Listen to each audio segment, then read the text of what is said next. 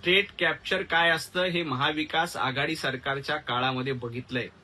रोज 100 कोटी रुपयाची वसुली करणं याला स्टेट कॅप्चर म्हणतात.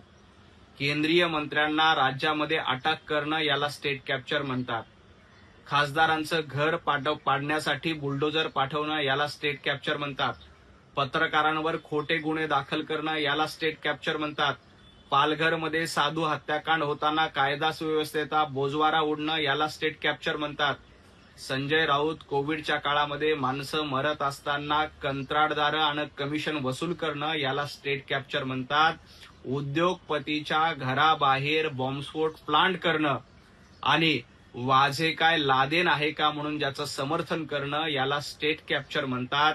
तुम्ही स्टेट कॅप्चर करण्याचा प्रयत्न महाविकास आघाडीचं सरकार असताना केला होता, परंतु महाराष्ट्रातल्या जनतेनं मतामधून त्याला धडा शिकवला आणि तुम्हाला कायमचं घरी बसवले. जनाब संजय राऊत, पत्राचाळीमध्ये जेव्हा तुम्ही मराठी माणसांचे पैसे लुटले होते तेव्हा ते तुमच्या बापाचे, तुमच्या भाषेमध्ये राजाराम राऊत यांचे पैसे होते का?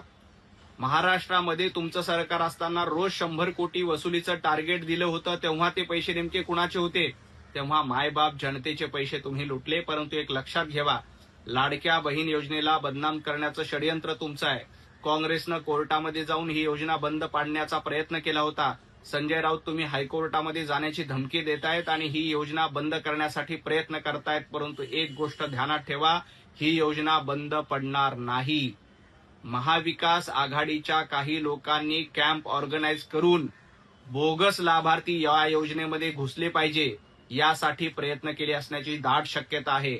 आणि त्यामध्ये संजय राऊत, उबाटा गट यांचा देखील हात आहे. उबाटा गटाच्या माध्यमातून बोगस लाडक्या बहिणीचे फॉर्म भरले गेले. तुम्ही कॅम्प आयोजित केले होते आणि या कॅम्पच्या माध्यमातून लाडक्या बहिणीला बदनाम करण्यासाठी बोगस लाभार्थी या योजनेमध्ये घुसवलेत. त्यामुळं हे जवळपास 92-93 लाख बोगस लाभार्थी समोर आले. परंतु लक्षात घ्या, यांच्याकडनं जे पुरुष लाभार्थी आहेत त्यांच्याकडनं पैसे वसूल केले जातील, कुणालाही सोडणार नाही. लाडक्या बहीण योजनेतील बोगस लाभार्थ्यांवर कारवाई करण्याचं काम सुरू आहे. जे पुरुष लाडक्या बहिणीचे पैसे घेत होते अशाकडनं पुन्हा एकदा वसुली देखील केली जाणार आहे.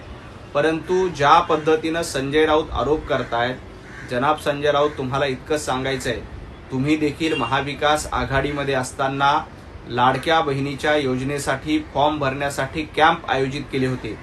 सर्वाधिक बोगस लाभार्थी हे उभाटा गटाच्या माध्यमातून भरण्यात आले असावेत. सर्वाधिक बोगस लाभार्थी हा महाविकास आघाडीच्या कॅम्पमधून भरण्यात आलेले असावेत.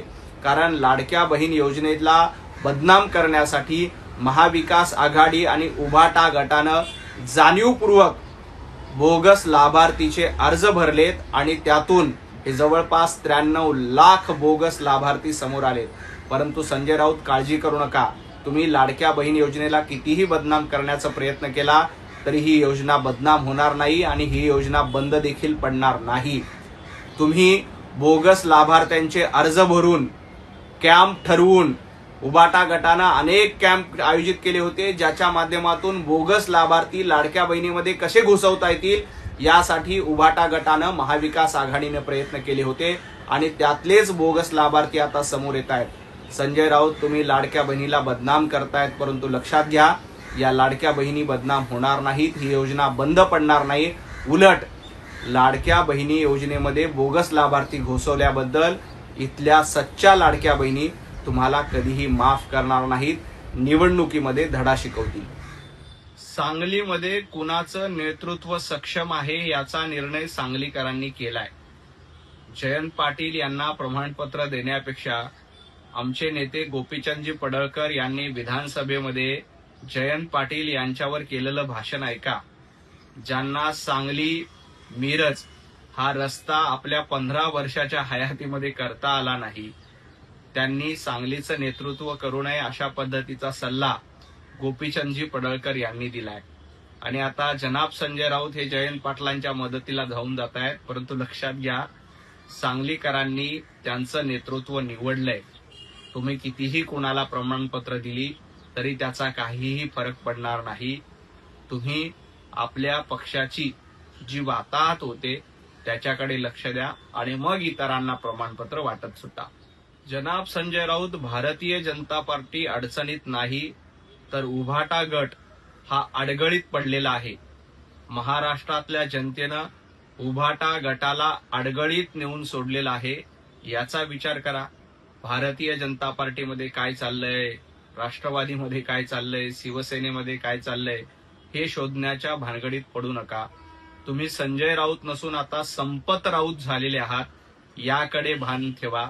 आणि सगळ्यात महत्वाचं म्हणजे भारतीय जनता पार्टीच्या अडचणी शोधण्याच्या भानगडीत पडू नका.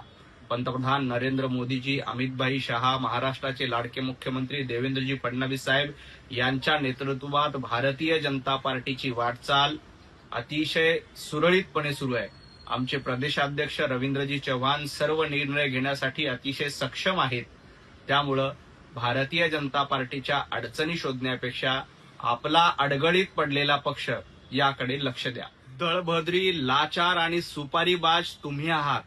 संजय राऊत काँग्रेसकडनं सुपारी घेऊन हिंदू धर्मामध्ये फूट पाडली पाहिजे यासाठी उभाटा गटाकडनं आंदोलन केलं जातंय.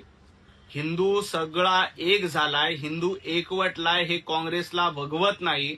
म्हणून राम मंदिरांचा कथित मुद्दा समोर करून काँग्रेसच्या सांगण्यावरनं उद्धवजी ठाकरे, संजय राऊत हे आंदोलन करतायत आणि हिंदू धर्मामध्ये फूट पडली पाहिजे, राम भक्तांमध्ये फूट पडली पाहिजे, फोडा आणि राज्य करा हे धोरण काँग्रेसचं आहे. काँग्रेसची सुपारी घेऊन दळभद्री झालेले संजय राऊत अशा पद्धतीची विधानं करतायत. राम मंदिरामध्ये जो काही गैरप्रकार झाला त्याच्यावर कारवाई केली जाईल, पायी वसूल केली जाईल. परंतु राम भक्तांमध्ये फूट पाडण्याचा जो तुमचा प्रयत्न आहे तो कधीही यशस्वी होणार नाही. हिंदू बांधवांमध्ये फूट पाडण्याचा उद्धवजी ठाकरे यांचा प्रयत्न आहे तो कधीही यशस्वी होणार नाही. मंदिराच्या मुद्द्यावर आमच्या भावना तीव्र आहेत. या ठिकाणी ज्यांनी कोणी घोटाळा केलाय त्यांच्याकडनं पैसे वसूल केले जातील, त्यांना अटक करण्याचं काम देखील केलंय. परंतु या मुद्द्यावरनं हिंदूंमध्ये फूट पाडण्याचं षडयंत्र हे काँग्रेस रचतंय आणि त्याला दुर्दैवानं उद्धवजी ठाकरे बळी पडलेले आहेत. परंतु लक्षात घ्या, इथला हिंदू आणि राम भक्त सजग आहे, तो जागा झालाय.